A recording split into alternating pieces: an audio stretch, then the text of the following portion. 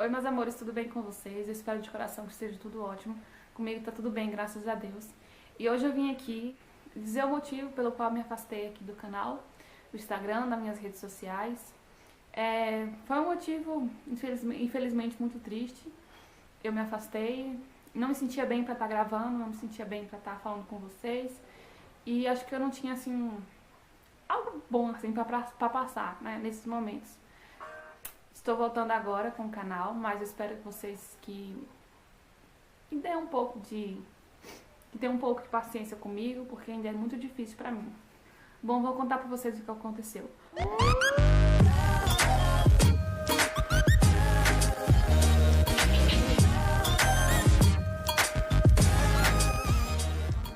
O último vídeo que eu postei aqui no canal, se eu não me engano, foi no dia 8 ou 9 de dezembro. E acho que a maioria de vocês que já me acompanha sabia que eu estava grávida. E eu tinha a primeira ultrassom marcada para o dia, exatamente dia 10 de dezembro. Seria a minha primeira ultrassom. E eu tava muito ansiosa pra poder ver o meu bebê, saber como é que tá, poder ouvir as batidas do coração. Enfim, antes disso, umas 2 semanas atrás, eu tinha... Não sentia dor. Quando eu ia me limpar, quando eu ia fazer xixi, quando eu me limpava, saía tipo uma borrinha assim, só que não era sangue vivo e não era em grande quantidade, mas eu não fiquei com medo, tipo assim, de ser um aborto, mas eu procurei um médico sim. Indo ao médico no hospital, o médico me falou que poderia ser início de infecção urinária. Então ele me passou exame, eu fiz exames e graças a Deus deu tudo certo. Até aí tudo bem. Aí quando chegou no dia 10 de dezembro, que fui fazer a minha primeira ultrassom, tinha várias pessoas na minha frente. E quando chegou a minha vez, nossa, meu coração explodiu de alegria. Tava juntamente comigo a minha mãe, a minha cunhada e meu esposo chegou já por último assim. A gente entrou, eu perguntei ao doutor se a família podia entrar. Ele falou assim, pode entrar. Nossa, e foi muita ansiedade. E aí o doutor começou, né, passou o gelzinho, tudo certo. E ele me perguntou se... Aí ele começou lá, mexendo pra mostrar o bebê, mostrou o bebê pra gente, a gente ficou feliz. Ele me perguntou se podia fazer a ultrassom por baixo.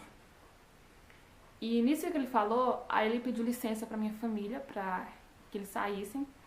E nisso a minha mãe já desconfiou que tinha algo errado, eu também.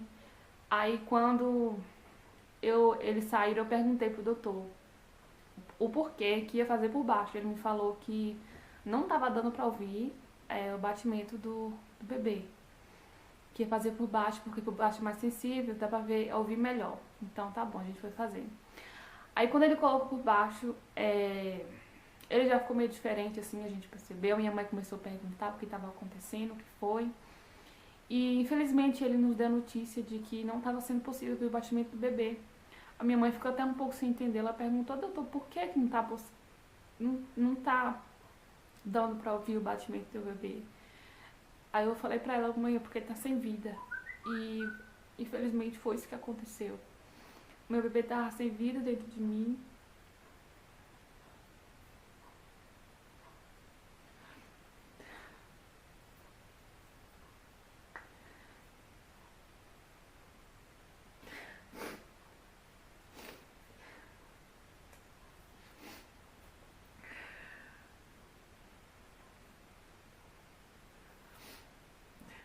E já fazia um pouco mais de 2 semanas que o meu bebê estava sem vida dentro de mim e eu não sentia nada.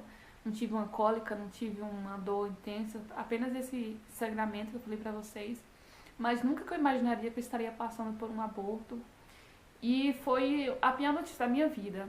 Foi a pior notícia da minha vida, falo pra vocês, porque foi. E foi um choque muito grande ali pro meu esposo, pra mim, pra minha mãe, pra minha cunhada, pra todo mundo da nossa família. Depois a gente foi falar pro meu pai, pra todos. Só que eu não queria aceitar aquilo pra minha vida. Quando a gente saiu da sala do médico, tem que esperar um pouquinho pra receber o laudo, né, o papel da ultrassom. Aí eu sentei pra fora, assim, da clínica e olhei pro céu e falei com Deus, Deus, se o Senhor foi o Senhor que me deu, é filho da tua promessa, Senhor. Eu creio em ti que o Senhor pode fazer um milagre na minha vida.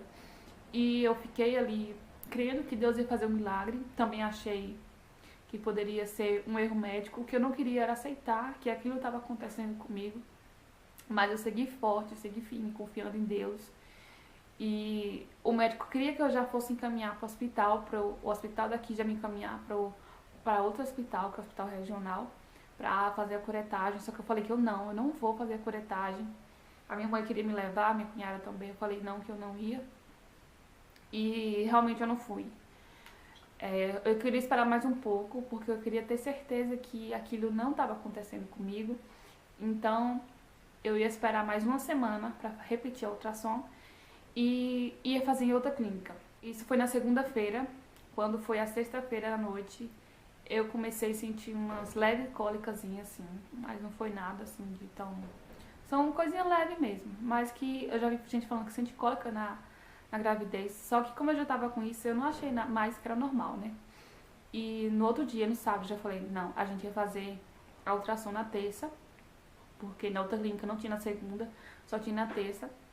A gente ia fazer na terça. Eu falei, não, a gente ia fazer no sábado. Tinha nessa mesma clínica, tinha no sábado. Então no sábado a gente foi e chegando lá, infelizmente, foi a mesma coisa.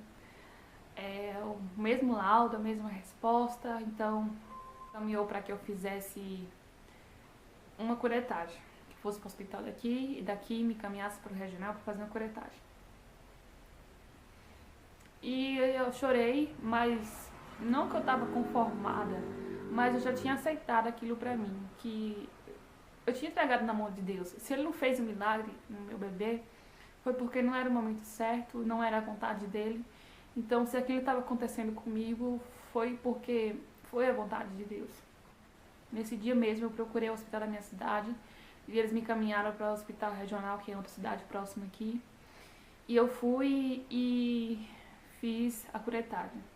Me levaram para a sala de cirurgia, porque a curetagem é um procedimento cirúrgico, porque não tem cortes, não precisa de pontos, mas é feita na sala de cirurgia. E assim que eles me levaram para a sala, eu falei, Senhor, minha vida está nas tuas mãos, Senhor.